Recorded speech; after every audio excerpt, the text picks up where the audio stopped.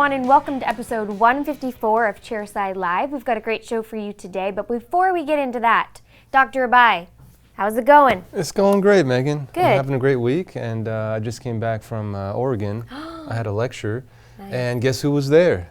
Santa Claus. Dr. Michael DeTola. Close. Oh, very Yes. close. One and the same, actually. Yes, so I gave a lecture, and he gave a lecture right after me. Nice. And it was excellent. It was at the Oregon Academy of General Dentistry. Great. Did you guys high five? We did. We hung out afterwards, so for everybody wondering, he's alive and well. Nice. Yeah. So what do you have for the case of the week? Well, the case of the week, last week we went over implant placement in the aesthetic zone. This week we're going to talk about placing an implant in the posterior. Oh. So actually the patient had an Taking it existing back. implant. Yeah, taking it way back. Patient came in with an existing implant and unfortunately was failing.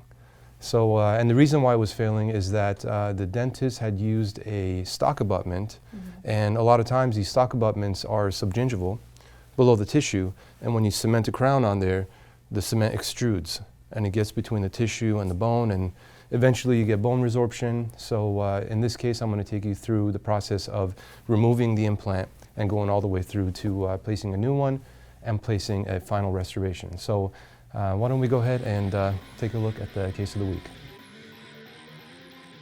Okay, let's go ahead and take a look at the case of the week for this week. And in this situation, unfortunately, we have a patient who came in with an implant in the area of tooth number 30. And as you can see here, the implant was placed very well.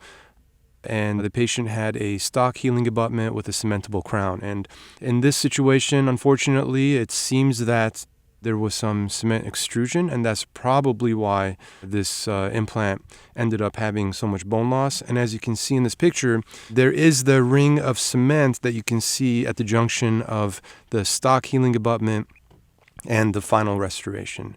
So the procedure was pretty straightforward for me. I had to go in and actually remove the implant and provide the patient with a little bit of bone graft in the area.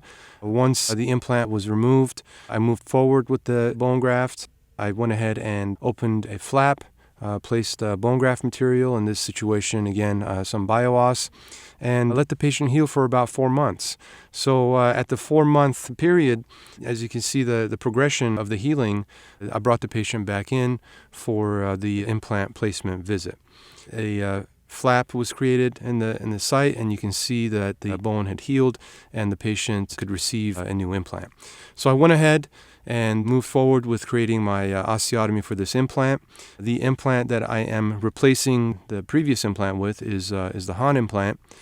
Utilizing a cone beam CT scan, I was able to measure the exact size of the implant that I wanted to utilize. So I'll make my initial osteotomy, and I'll use my parallel pins to make sure that I'm in the right direction and the right angulation. And once that's confirmed with the radiograph, I'll go ahead and finish creating my osteotomy completely with different size osteotomy drills, moving up in size, essentially. And once the osteotomy is fully created, you can appreciate the occlusal view of the osteotomy. I'll go ahead and place the implant. So the implant is placed, and usually I like to look for a higher torque value to determine the stability of the implant. The implant is in place. I'll go ahead and place a healing abutment, and then I will suture the tissue around the implant and the healing abutment. And again, essentially, I'll go through a period, and I'll wait about 3 to 4 months before bringing the patient back in for a final impression. So 2 interrupted sutures are in place, and I'll go ahead and try to create primary closure as best as I can in this situation to help with the healing. And again, a series of occlusal pictures shows you the healing process over time. And once the implant has gone through a period of osseointegration, I'll bring the patient back and remove the healing cap or healing abutment, and I'll seat the impression coping. And again, at this stage, I'll have my assistant take a radiograph to confirm that the impression coping is seated properly, and hopefully it is, and I'll go ahead and move forward with the final impression. Usually I like to utilize a medium body polyvinyl siloxane material, and then pick that up with a heavy body. The reason I don't like to use light body again is because of the movement of the impression coping and the implant analog within the impression. So I want to make sure that I have a more solid material, stronger material to hold on to the impression coping. So once I send that to the laboratory, in this situation, I prescribed a Bruxer anterior actually. So this material is the Bruxer anterior block, and it was milled right here at Glidewell Dental Laboratories.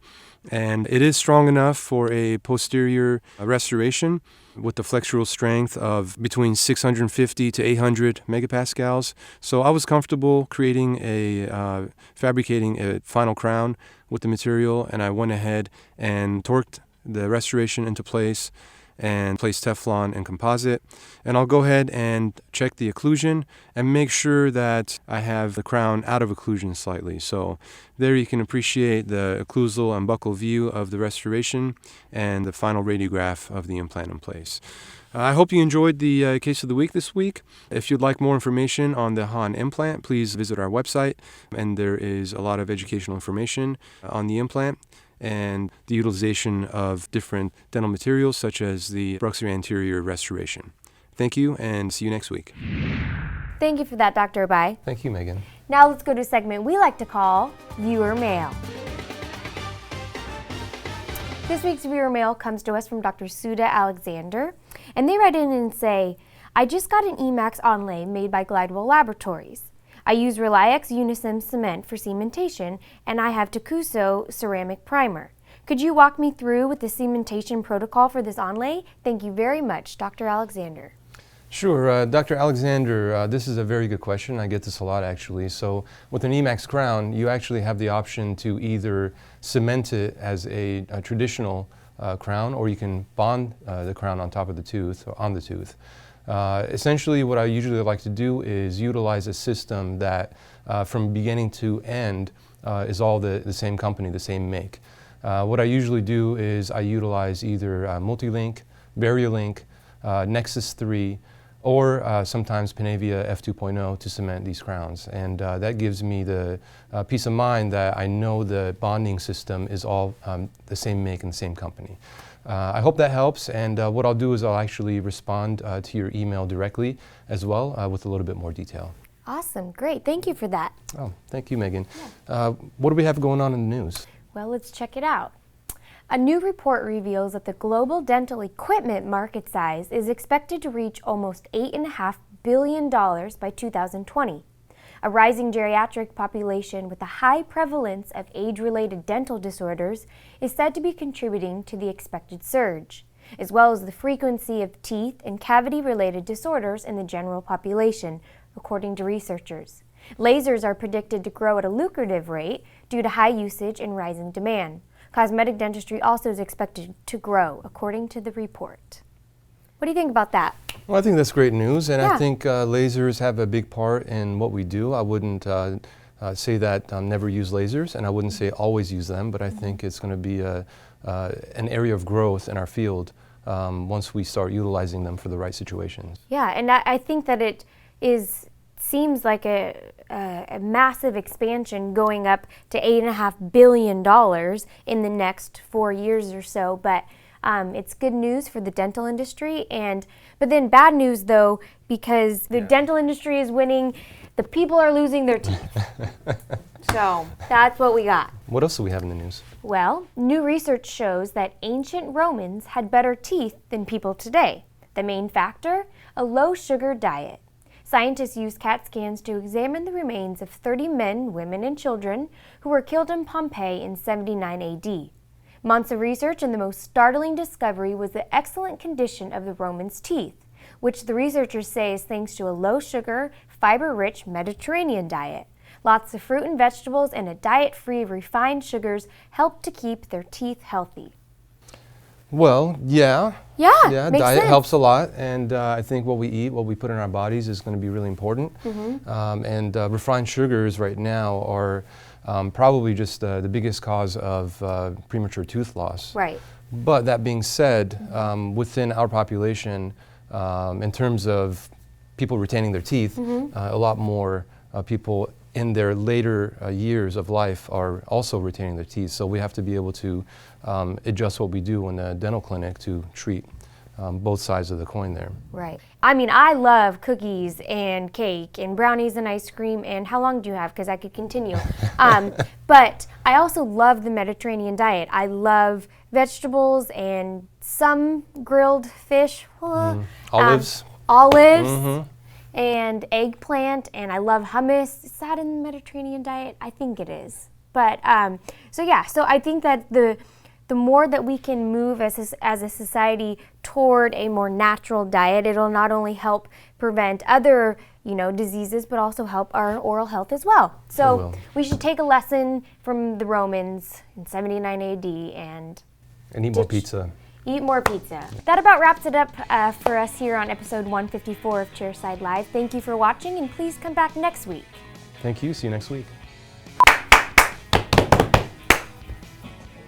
Wow. Good demonstration of the... Yep, see? Just like that. Now let's go to a segment we call... I was just thinking about him just looking over to the corner. Thank you for that, Dr. Abai. Thank you, Megan. Thank you, Megan. I mean, I love cookies and cake and brownies and ice cream. And how long do you have? Because I could continue.